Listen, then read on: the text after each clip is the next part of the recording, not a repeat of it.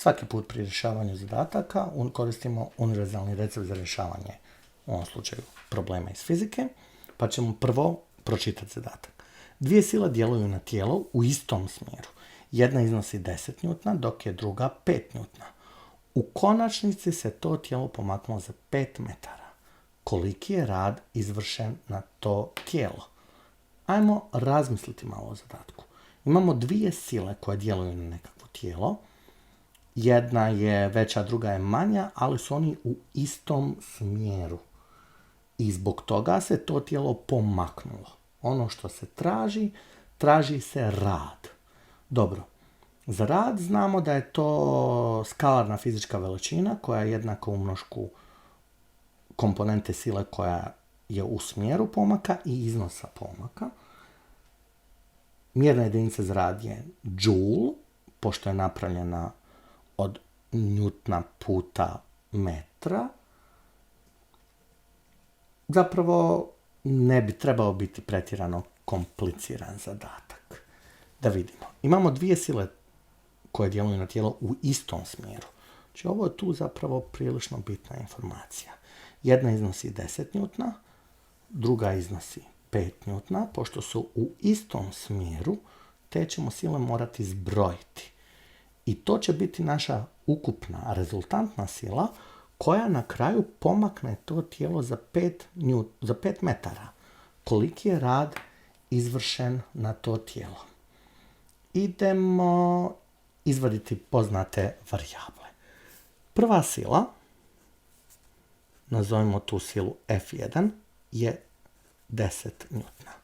Druga sila, nazovimo tu silu F2, je 5 njutna. Pomak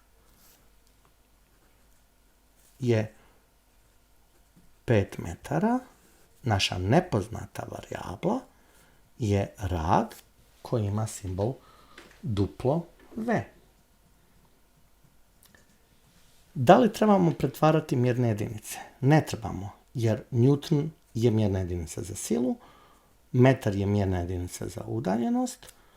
Ovdje trebamo dobiti džule, vidjet ćemo hoćemo li. 7. korak, skica. Vrlo bitna stvar. U većini slučajeva, znate da sam vam govorio kako skica vrijedi nekad 1000 riječi, bez obzira na vaše umjetničke sposobnosti. Nacrtajmo nekakvo tijelo. Evo, kao i većina fizičara nacrtat ću nekakvu ciglu koja kliže. Ili kažem ovako, da dvije sile djeluju na to tijelo u istom smjeru. Ja ću zamisliti da tu ciglu ja vučem sa silom od 10 njutna i isto tako da recimo neko od vas odozada gura sa silom od 5 njutna. Ono što će se dogoditi u konačnici je da će to naše tijelo se pomaći za 5 metara, pa će se nakon djelovanja tih naših sila naći tu. Podsjetimo. Vektore možemo translatirati. Što to znači? To znači da ja ovaj tu vektor mogu pomaknuti gdje god želim, dok god mu ne mijenjam iznos, smjer i orijentaciju. Pa ako je ovo moj vektor, dok god ovo ovako nekako ga mičem, mogu ga staviti gdje god želim. Pa šta ću napraviti? Napravit ću malo drugačiju skicu. Da ću ovaj vektor od 10 njutna translatirati tako da njegov početak stavim u težište, odnosno centar mase ovog tijela. A ovaj vektor od 5 njutna ću translatirati tako da ga pomaknem, da njegov početak stavim na kraj ovog prvog vektora. Pa idemo nacrtati opet istu zapravo sliku. Imamo ciglu, imamo težište, odnosno centar mase. Moj vektor translatiram, zadržavam mu iznos, smjer i orijentaciju. Ovaj vektor isto tako translatiram, samo što njegov početak stavljam na kraj ovoga tu. Isto tako pazim da mi ovaj bude dvostruko većeg iznosa, dulji od ovoga, jer ovaj je ipak 5, a ovaj je 10. Ukupni vektor u ovom konkretnom slučaju će biti 10 plus 5. Pa mogu napisati da je moj ukupni vektor zapravo f1 plus f2, odnosno ukupni, odnosno rezultantni vektor će biti 15 njutna. 10 plus 5. Idemo se sjetiti isto tako što je rad. Ne smijemo zaboraviti, to je naša nepoznata varijabla. Rad je skalarna fizička veličina koja znači ima brojčanu vrijednost, koja je jednaka umnošku komponente sile u smjeru pomaka. U ovom slučaju sila koja uzrokuje pomak je kombinacija jedne i druge komponente sile u smjeru pomaka puta iznos pomaka.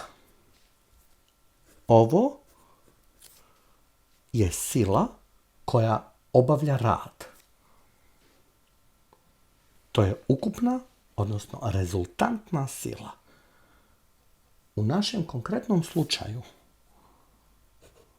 rad je uzrokovan od jedne i druge sile koje moramo zbrojiti i njih pomnožiti sa pomakom. Pa sada možemo uvrštavati vrijednosti. Po našem dogovoru, mjerne jedinice kada uvrštavamo brojčane vrijednosti, označujemo zapravo uglatim zagradama da bi nam bio lakši život puta 5 metara. Idemo vidjeti što se tu događa. Ovaj tu dio je u zagradi, što znači da ja imam Newton plus Newton. Newton plus Newton će mi dati Newton. Pa mi u zagradi ostaje 10 njutna plus 5 njutna, to je 15 njutna. Pa mogu pisati 15 njutna puta i još ovaj tu dio. 5 metara. Što se tiče dimenzije, imam Newton puta metar. Newton puta metar je joule. Ako pogledate tu, tako smo definirali rad kao sila koja ima mjernu jedinicu njutna i put koji ima mjernu jedinicu metar. Newton puta metar jeste joule. Pa zapravo imamo ovdje 15 puta 5, što znači da je naš rad u ovom zadatku koji je izvršen na tijelo, 15 puta 5 je 75 joule. Tada!